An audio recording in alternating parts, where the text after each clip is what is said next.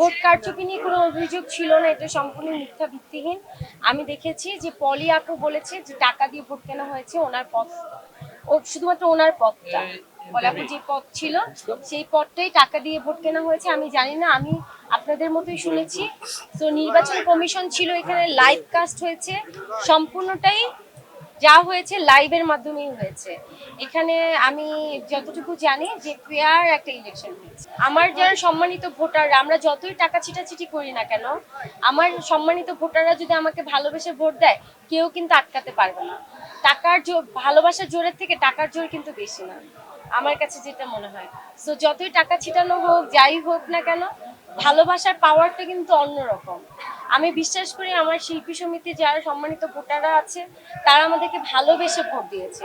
এখানে আমার লাইফে আমি কোনোদিন, আমি জীবনে প্রথম নির্বাচনে দাঁড়িয়েছি, আমি তো একটা টাকাও কাউকে দিই নাই, কেউ বলতে পারবে না আমি একটা টাকাও কাউকে দিইনি। কই, আমি তো পাস করেছি। আমার সম্মানিত ভোটাররা তো আমাকে ভালোবেসে ভোট দিয়েছে, আমি তো বিজয়ী হয়েছি। তো আমার কাছে মনে হয় ভালোবাসার পাওয়ার অনেক বেশি। যারা আমাকে ভোট দিয়ে জয়যুক্ত করেছে তাদের কাছে আমি চিরঋণী, চিরকৃতজ্ঞ। আমি চাই যে তাদের এই ভালোবাসার প্রতিদান ইনশাল্লাহ আমি দিব। আজকে মাত্র শপথ গ্রহণ করলাম। সো আমাদের আরো 2টা বছর হাতে সময় আছে, 2টা বছর আমরা কাজ করব। ইনশাল্লাহ আমরা দেখিয়ে দিব আমরা কি।